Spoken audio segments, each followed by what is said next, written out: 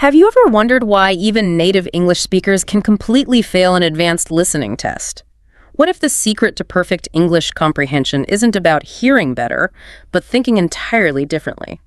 Today, you will learn exactly how to master English listening, avoid the most invisible traps, and build an unstoppable vocabulary. It's honestly a total game changer once you get it. It really is.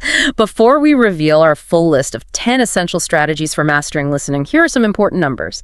Today, you will discover 5 advanced phrasal verbs to sound like a native, 2 highly effective focus techniques, and the 1 massive spelling rule that separates B2 learners from C1 experts. Yeah, the spelling rule is, well, it catches everyone off guard. Oh, absolutely. Welcome to this deep dive English learning podcast for daily life, real conversation, and easy listening practice. If you'd like to support our work, please don't skip the ads. They help us keep creating high-quality content and bring you even better lessons in the future. You can also join our membership program to get access to exclusive content, special resources, and many more valuable topics. Your support truly makes a difference. It genuinely is appreciated. And, to everyone tuning in right now, we know exactly who you are, and we know the exact frustrations you are facing. You are that intermediate to advanced learner. You're operating at that B2 or C1 level, which means you already possess a really solid foundation. Like, you know the grammar rules. Right, you've done the hard work. Exactly. You could order food in a restaurant without breaking a sweat. You can navigate a busy international airport. You can even watch a Hollywood movie and understand the overall plot without relying too heavily on subtitles. Yeah, but there's still a block. There is. You are joining us today because you've hit what linguists call the intermediate plateau. You are trying to bridge that incredibly frustrating gap between simply, knowing English and truly effortlessly mastering it. It's that final leap, right? Yeah, you want to walk into a high-level corporate business meeting and command the room. Or sit down for a highly academic proficiency exam and actually feel relaxed. Or just sit in a cafe with a native speaker and, have a deep, nuanced conversation without missing a single beat. Precisely. But I want to establish a foundational truth right at the start of our time together. Perfection is an absolute myth. A total myth. Do not chase perfection. It's a ghost. Instead, your entire goal must be active engagement. Active, aggressive speaking and listening is the only actual path to fluency. Wow, aggressive listening. I like that. It works. Top language acquisition researchers firmly believe that fluency isn't the absence of mistakes. Fluency is the ability to navigate through your mistakes with confidence. You recover so smoothly that the listener barely even notices the error. I really want to pull on that thread, because the idea of navigating mistakes implies that mistakes are inevitable. Oh, they are.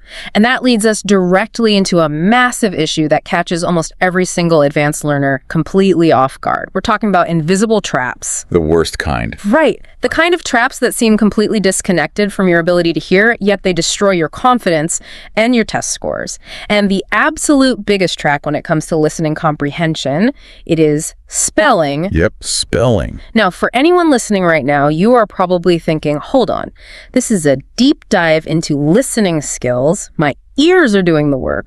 Why on earth are we starting a listening masterclass by talking about spelling? It sounds totally backwards. It does, but this is where the mechanics of testing and professional communication completely change the game.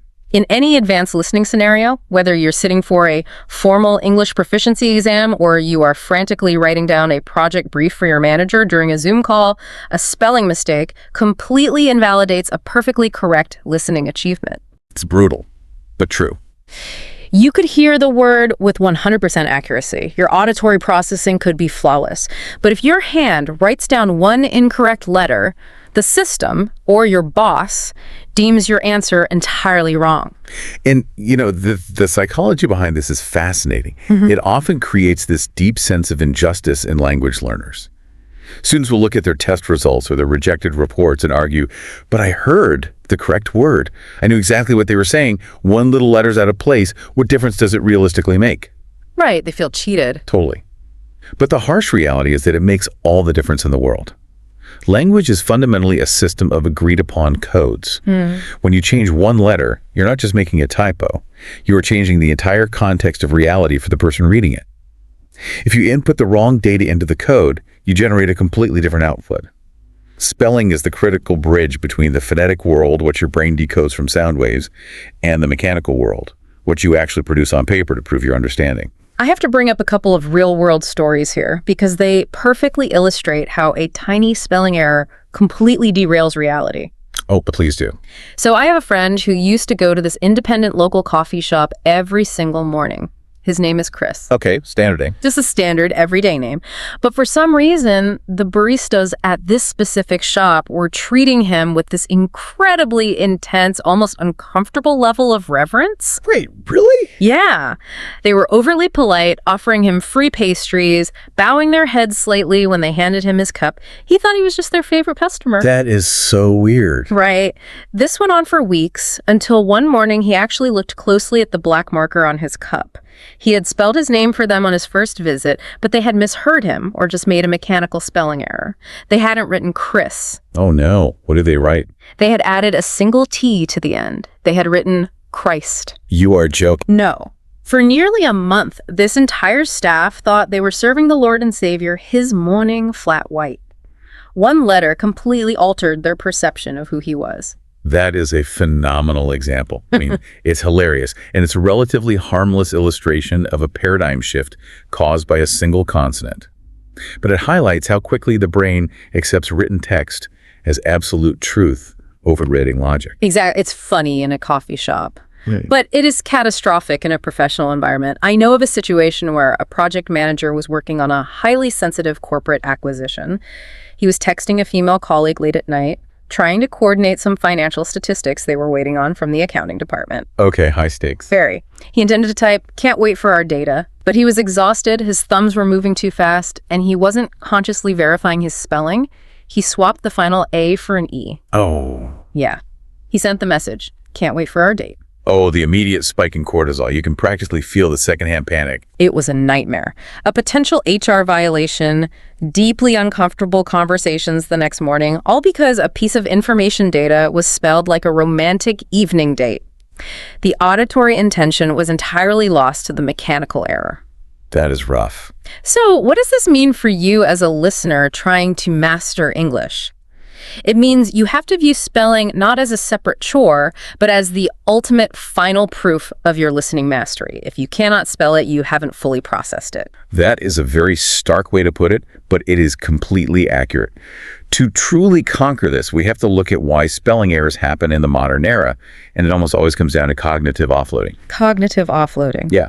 We rely entirely on technology to act as our safety net.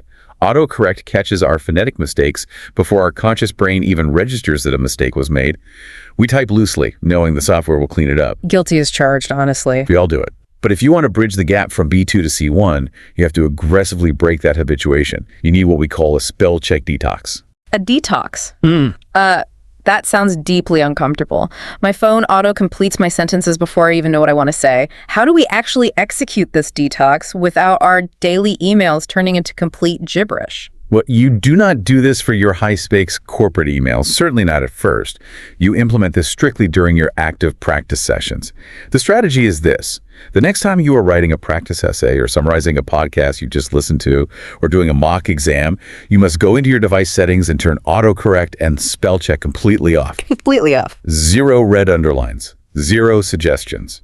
Wait, I have to push back on this. If I don't have the red underlines, how do I know I'm making a mistake in the moment? Won't I just be reinforcing my bad spelling by typing it incorrectly and not being corrected? That is the crucial second step of the detox.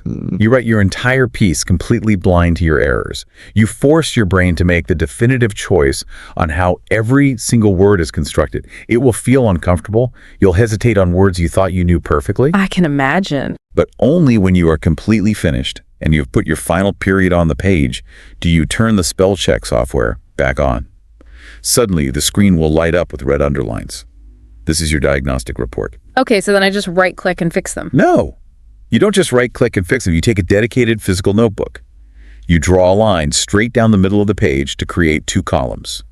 In the left column, you write the word exactly as you misspelled it, your brain's flawed phonetic translation.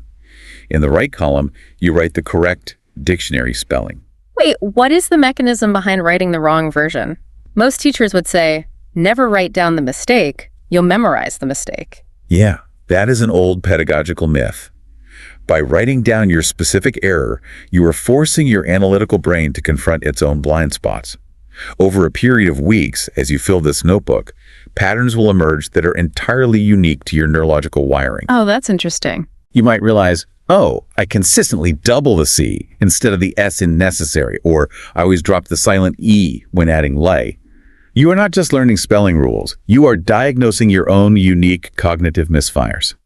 Once you see the pattern of your own errors, they lose their power. That makes a lot of sense. You are essentially auditing your own brain.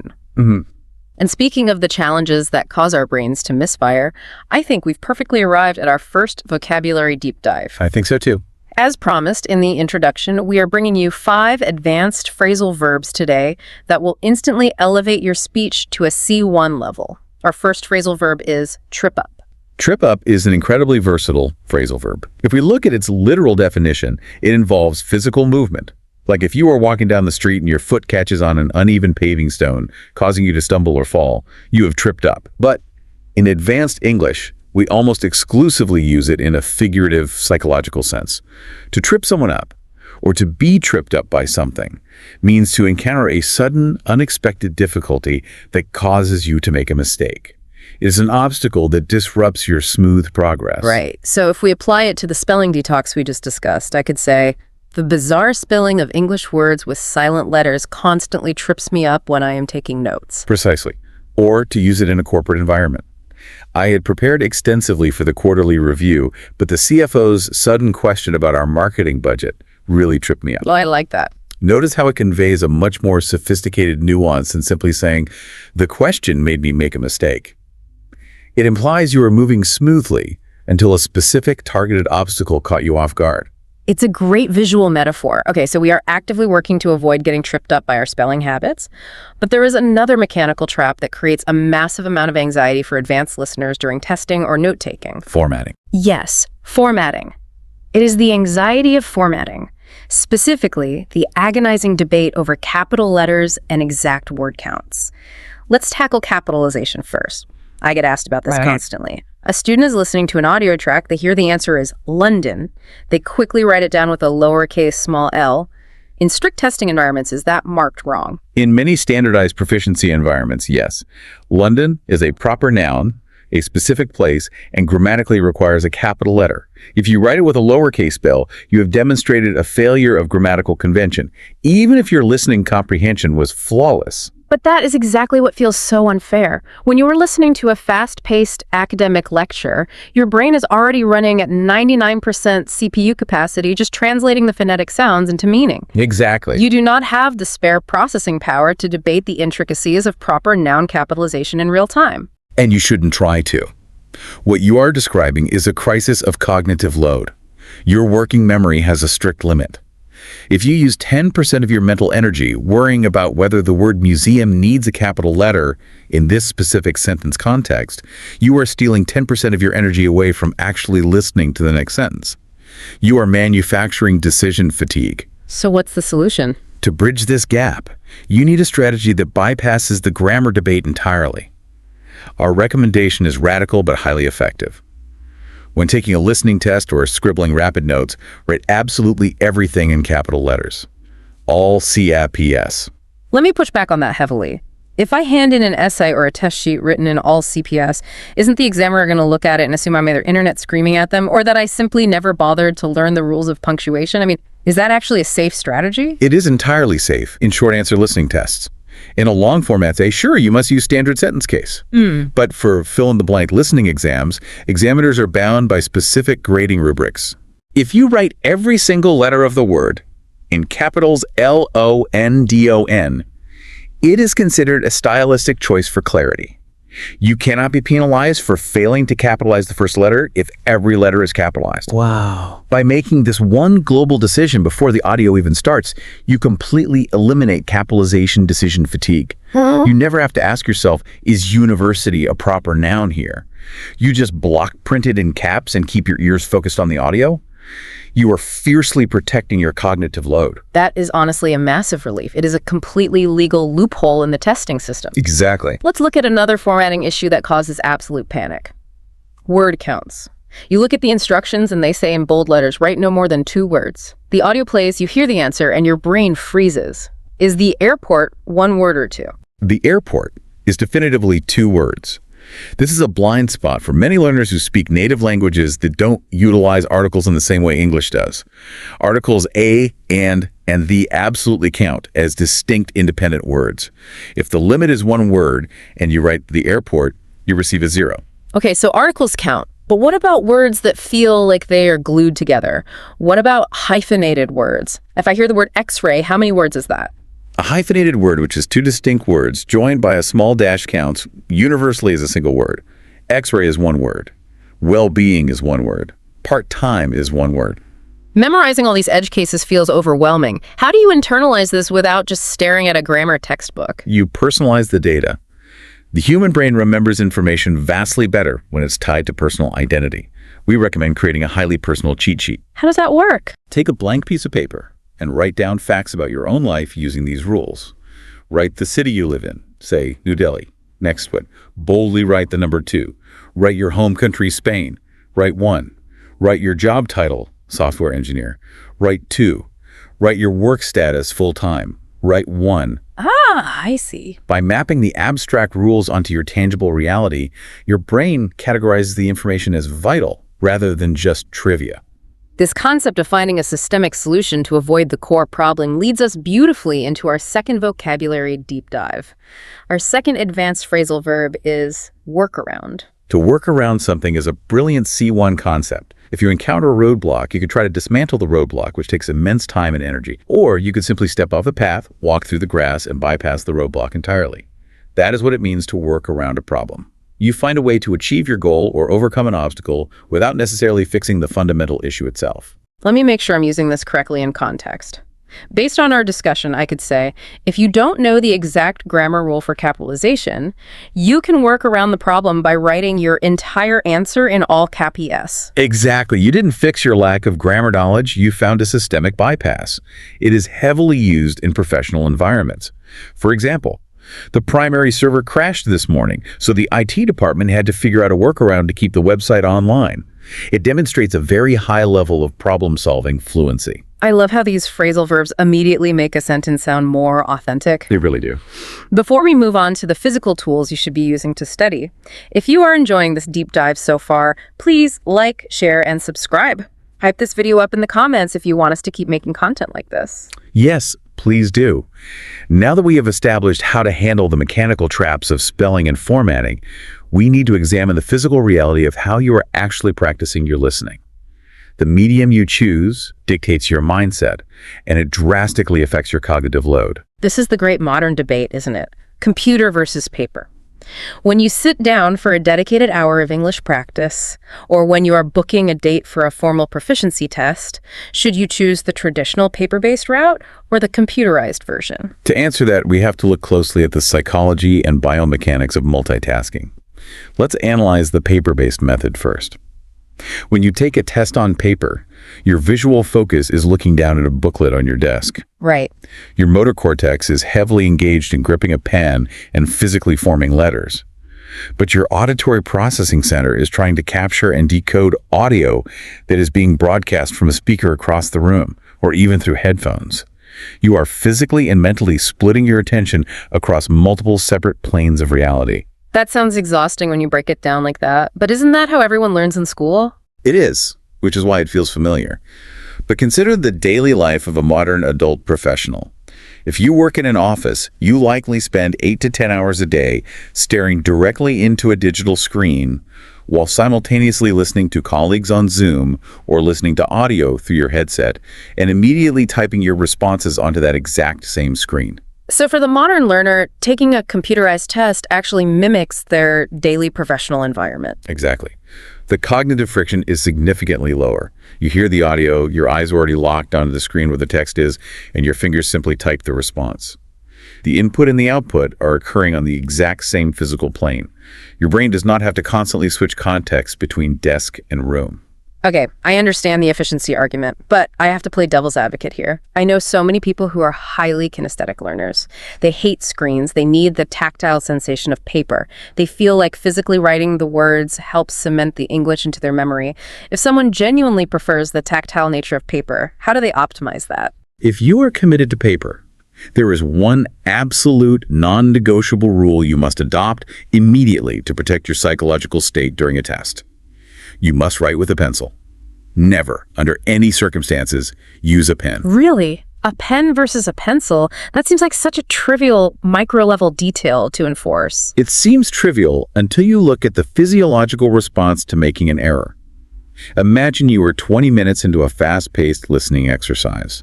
You hear an answer, and you confidently write it down in blue ink. 2 seconds later, the speaker and the audio corrects themselves, and you realize your answer is completely wrong. Because you're using a pen, you cannot erase it. You have to aggressively scratch out the word. Your paper instantly looks chaotic and messy. And as someone who likes neat notes, that would drive me crazy. It drives everyone crazy. It induces a micro spike of cortisol, the stress hormone. Your heart rate elevates slightly. You feel a sudden wave of panic and frustration.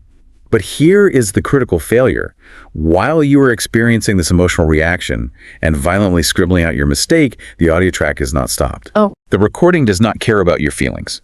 By the time you calm down and prepare to write the correct answer, you have missed the next 3 sentences, and you've likely lost the next 2 answers as well.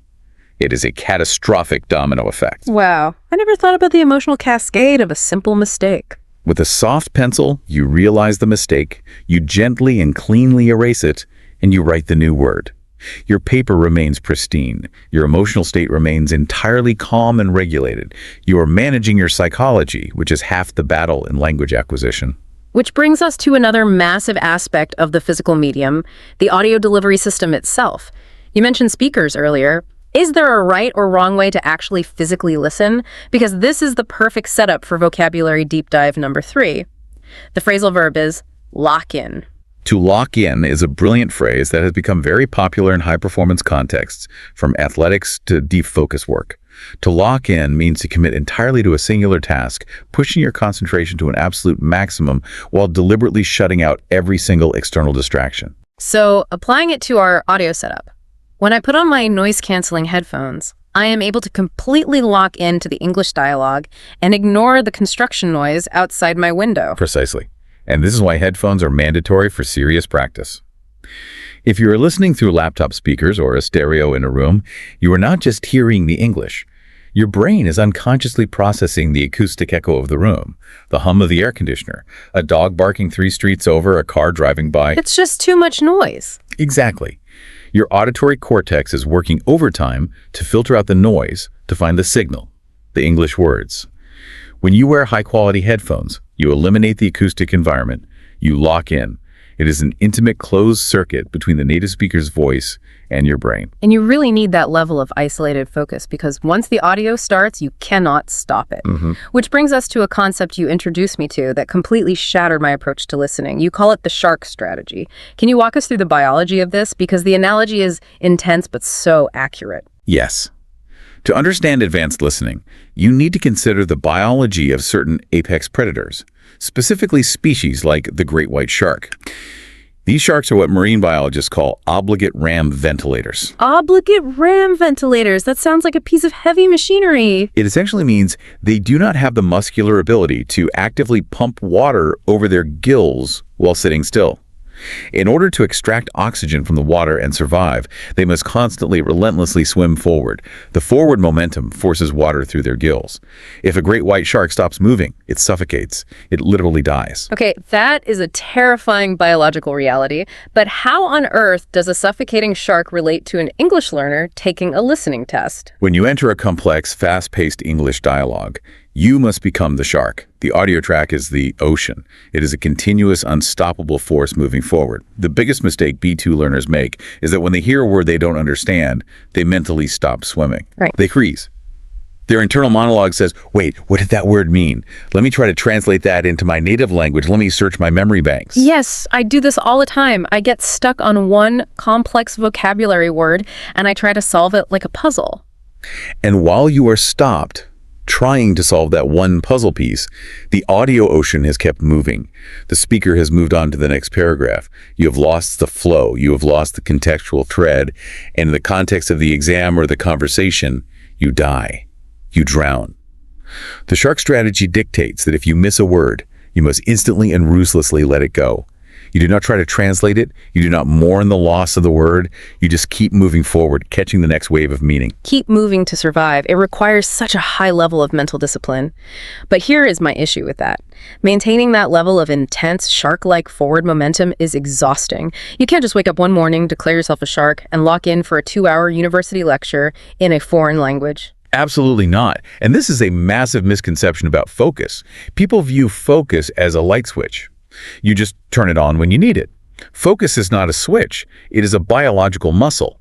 If you have never lifted weights in your life and you walk into a gym and try to bench press 100 kilograms, you will crush your chest. You have to start with 10 kilograms and build neuromuscular adaptation. So, applied to our listening, Jim, how do we build the focus muscle without crushing our motivation? You utilize progressive overload. You do not start by listening to a dense 60-minute debate on macroeconomics. You start with a 5-minute segment of a podcast or an audiobook. Just 5 minutes. That sounds manageable. It is. But for those 5 minutes, you demand absolute, unbroken attention from yourself. No phone checking, no staring out the window. When 5 minutes feels comfortable and easy, you increase the load to 10 minutes, then 15. You are structurally increasing the stamina of your neural networks. But what about the days when you are just completely overwhelmed? Say you've worked a 9-hour shift, you sat in traffic, you had an argument with a friend, you sit down to do your 5 minutes of English, and the words are just bouncing off your forehead. Nothing is penetrating. This is where we have to talk about cognitive clearing, specifically through meditation. And I want to be clear, I'm not talking about going on a spiritual retreat to a mountaintop. I am talking about functional neurological maintenance. Throughout the day, your brain accumulates what we can call a data dump in your working memory. A data dump? Yeah. It's holding on to the stress of an unpaid bill, the frustration of the traffic jam, an email you forgot to reply to. Your working memory is full.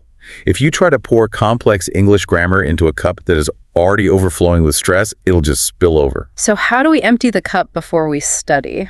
You sit in your chair, close your eyes, and focus exclusively on the sensation of your breathing for exactly 2 minutes. When a thought about work pops up, you let it go and return to the breath. This simple act deactivates the brain's default mode network, which is responsible for rumination and anxiety.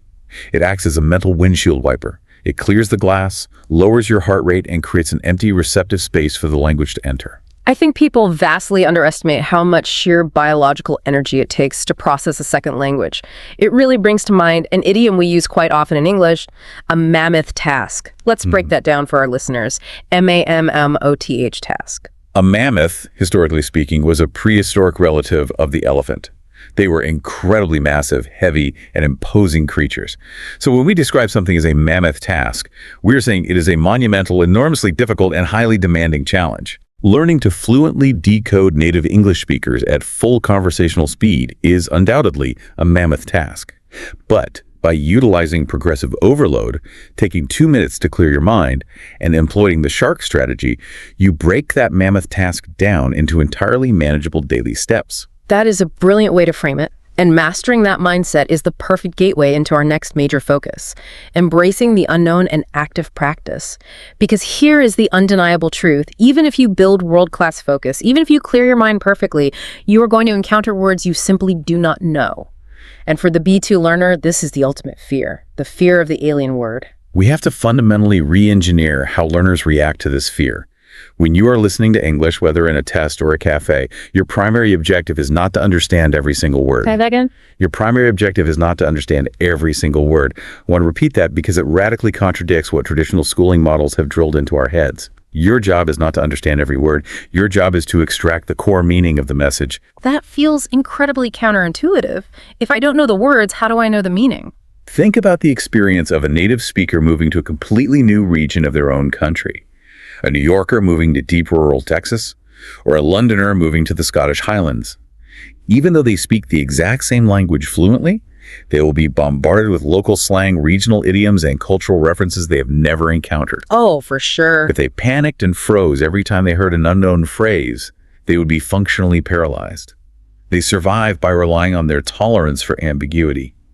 Context is the ultimate king. Let me offer a visual analogy here to see if I am grasping this. It's like looking at a photograph on your phone, but your internet connection is weak, so the image is slightly blurred, The resolution is low. You don't need to see every single sharp, high-definition pixel to instantly recognize that you are looking at a picture of a dog chasing a tennis ball in a park. The overall shapes, the contrast, the colors, the context delivers the meaning. In language, the entire sentence is the photograph. The one unknown vocabulary word is just a single blurry pixel. That is a spectacular analogy. Linguists refer to this as top-down processing. You use your overarching knowledge of the world to fill in the missing phonetic details. Let's actually demonstrate this live with a cognitive exercise we call the Guess from Context game. Okay, let's do it. I am going to speak a C1 level academic sentence, but I am going to intentionally bleep out or remove one key word. I want you to guess the functional meaning of the missing word based exclusively on the architecture of the surrounding sentence. Here is the sentence. Contrary to popular blank, conflict in the workplace is not always a detrimental thing. Okay, let me analyze the structure. Contrary to popular blank, the sentence is setting up a contrast. It means that most people think workplace conflict is bad, but the speaker is arguing that it isn't. So the missing word has to represent what the majority of people think or assume. Exactly. The literal missing word I removed was belief, contrary to popular belief. But imagine an English learner is sitting in a lecture and they have never learned the word belief. What if their brain quickly guessed the word opinion, contrary to popular opinion? Or what if they guessed wisdom, contrary to popular wisdom? Oh, wow. If they plug opinion or wisdom into that blank space, the core meaning of the sentence survives completely intact. The message is received perfectly. Precisely. If you can deduce the approximate category and meaning of the word from its neighbors, you have achieved communicative success.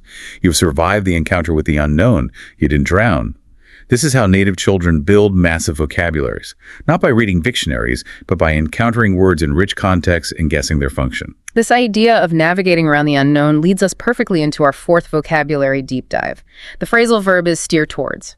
S-T-E-E-R space T-O-W-A-R-D-S. The verb steer is primarily mechanical. It means to physically turn the steering wheel of a car or the rudder of a boat to purposefully control its direction of travel. So when we use it figuratively in conversation, to steer towards a topic means to subtly, gently, and deliberately guide the flow of a conversation into a specific area of discussion. Why is this such a critical skill for an advanced language learner to develop? Because it transitions you from being a passive victim of a conversation to an active director. It puts you in control of the ambiguity. Let's say you are a software engineer and you are at a networking event speaking English. Your vocabulary regarding coding, algorithms, and tech infrastructure is likely at a native C2 level. Right. But suddenly the group starts discussing complex local political policies and you are drowning in unknown vocabulary. Instead of freezing, you take the first opportunity to steer the conversation towards how technology and social media are impacting those political campaigns. Yeah. Suddenly, you have dragged the conversation onto your home turf. You sound incredibly fluent and authoritative because you are playing to your strengths. That is a masterful technique. You aren't just surviving, you are manipulating the environment. Like, when the job interview questions got too abstract, I managed to steer the conversation towards my specific success on the recent database migration project. Exactly. It requires active, aggressive participation. And speaking of active participation, we have a very special interactive segment for you, the listener, right now. We have been talking a lot about theory, but we do not want you just passively absorbing our voices. No, we want you working. We want to force you to actively participate. Wherever you are right now, in your car, cooking in the kitchen, walking the dog, we are going to do a live role play exercise. Small talk is the absolute glue of daily human interaction. And the most universal, unavoidable small talk topic on earth is the weather. It really is. It's the ultimate safe topic. So, we are going to model a B2C1 level weather exchange. It's going to be packed with natural idioms. I will play person A, and our expert will play person B. But here is the critical twist. After each of us delivers our line, I am going to instruct you to repeat after me. This is where you lock in. Yes. We will leave a moment for you to practice. You must physically speak the sentence out loud. Do not just think it in your head. Articulate the words. Feel the mechanical friction of the English language in your mouth. Are you ready? Let's lock in. I will start. It's absolutely pouring buckets out there. Yeah, it's your turn.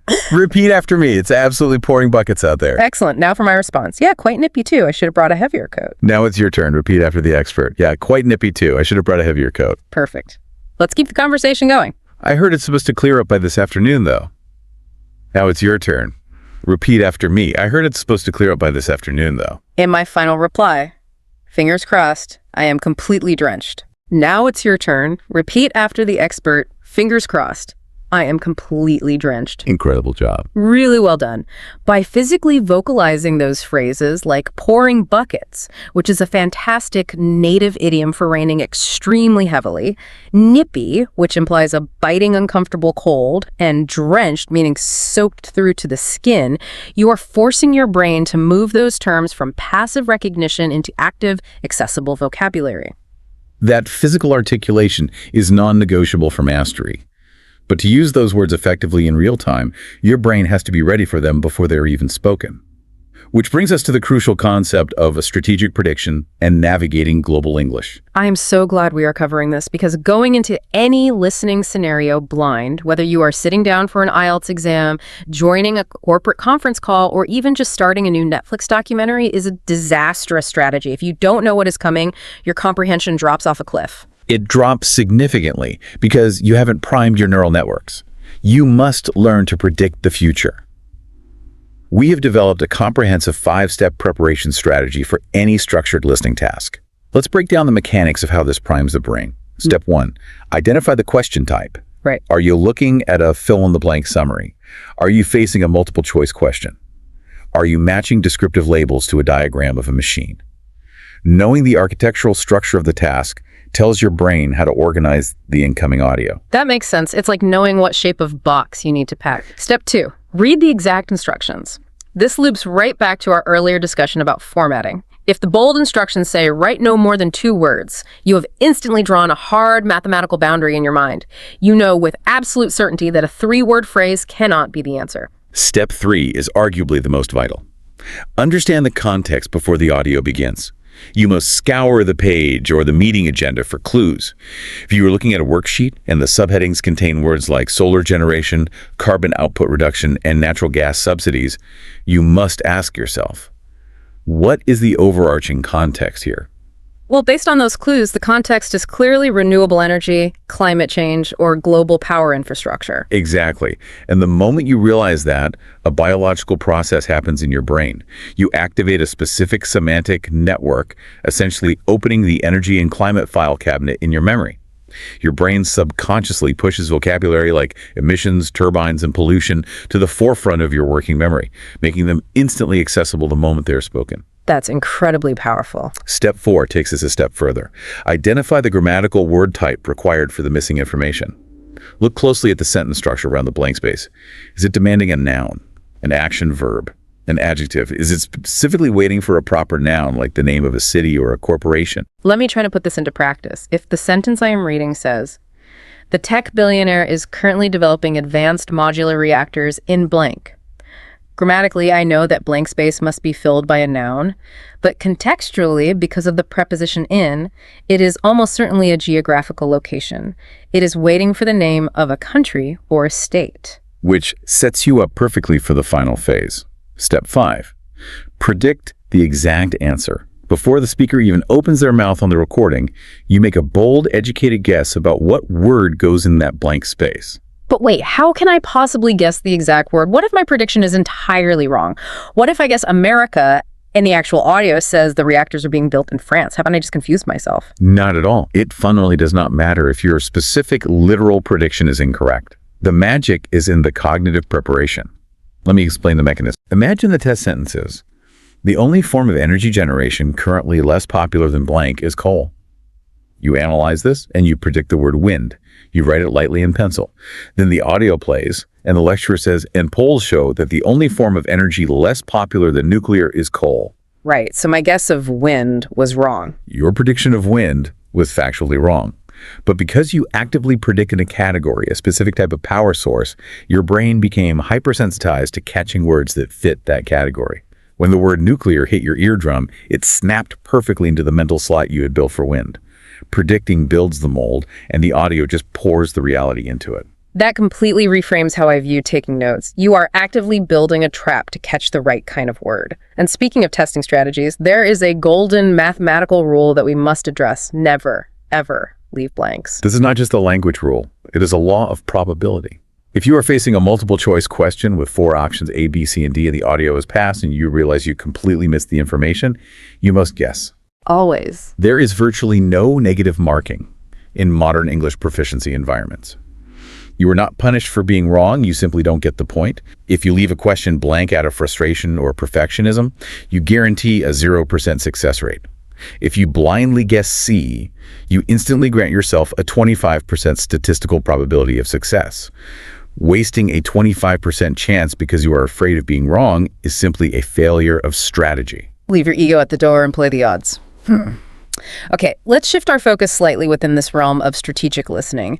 We've talked extensively about predicting vocabulary and grammar, but what about predicting accents? Because the reality is the English language is not a monolith. It is not just one uniform sound. It is wonderfully chaotically diverse. A major trap for B2 learners is that they train their ears exclusively in sterile environments. They listen only to standard BBC English or Received pronunciation or very flat neutralized American news anchors. That is a beautiful form of English, but it is not reflective of global English. Not at all. Real life, especially in international business, is incredibly messy. On a Tuesday morning, you might log into a conference call and have to interface with a Scottish structural engineer, a Welsh graphic designer, a South African project manager, a fast-talking American sales rep from New York, and an Australian CEO. If your ear is only calibrated to one polished London accent, you are going to be completely lost. Which perfectly cues up our final vocabulary deep dive of the day. Number 5 is the phrasal verb tune into. T-U-N-E space I-N-T-O. This is a great historical idiom. To tune into literally derives from the era of analog radios. You had to physically turn a dial, listening through the static to catch a specific broadcast frequency so you could hear the station clearly. In modern figurative English, to tune into something means to adjust your mental focus, to become highly receptive to a specific sound, environment, or frequency of information. Exactly. When dealing with global accents, you must train your brain to tune into different phonetic frequencies. You might say, I found the Scottish project manager's accent incredibly difficult on Monday, but by Wednesday, I managed to really tune into his vowel sounds. So mechanically, how do we actively practice tuning our ears into these diverse accents without feeling overwhelmed? Do I just go watch a Scottish movie without subtitles? You can, but a more strategic method is to combine accent exposure with topics you are already deeply passionate about. Podcasts are the ultimate vehicle for this. Your brain learns best when it is engaged by the content, not just the form. If you are absolutely fascinated by true crime and unsolved mysteries, make a plan. Oh, I see where you're going. This week, find an Australian true crime podcast and listen to 3 hours of it. Next week, find an American podcast covering the exact same genre. If you are deeply interested in mindfulness and spirituality, seek out a South African spiritual teacher. If you are obsessed with startup culture, listen to a Scottish tech entrepreneur. Because you already love the underlying topic, your brain won't reject the audio when it gets difficult. You will stay emotionally engaged with the story, and while you are focusing on the content, your brain's background processing will naturally begin to map the unique phonetic rules of that accent. It will realize, this speaker rolls their R's, or this speaker flattens their A's. Precisely. You are hijacking your own interest to do the heavy lifting of linguistic adaptation. That is fantastic, but here is a practical problem. When you are listening to all these incredibly diverse, fascinating podcasts, you are going to encounter brilliant new idioms and complex vocabulary. How do you ensure you don't just forget those words by the time you wake up the next morning? I actually want to share an incredibly powerful memory trick for this, something that completely changed my own learning process. When you encounter a complex new word, force yourself to mentally explain it to a 7-year-old child. You were talking about the Feynman technique, named after the Nobel Prize-winning physicist Richard Feynman, who believed that if you couldn't explain a concept in simple terms, you didn't actually understand it. Yes, it is ruthlessly effective for vocabulary. Let's say you are listening to a business podcast and you hear the C1 word, ubiquitous. You look it up and the dictionary says present, appearing, or found everywhere. If you just memorize that definition, it will evaporate from your brain in 2 days. Easily. Instead, imagine a 7-year-old tugging on your sleeve and asking, what does ubiquitous mean? You cannot use jargon with a child. You would have to simplify the architecture of the idea. You might say, well, it means something is everywhere all the time, no matter where you look, like the air we breathe, or like how everyone in the world seems to have a mobile phone in their hand. By forcing your brain to deconstruct the complex word and rebuild it using simple foundational concepts, you create deep neural pathways. If you can successfully teach it to an imaginary child, your brain has permanently locked it in. It becomes yours forever. That is a phenomenal tool for active engagement. And as we begin to draw this extensive deep dive to a close, I want to leave you, the listener, with a final, slightly provocative thought to mull over in the days ahead. I'm ready. Throughout our lives, we are conditioned to think of listening as a fundamentally passive activity. We view it as something that simply happens to our ears. We think listening is like standing out in a storm and just letting the rain get us wet.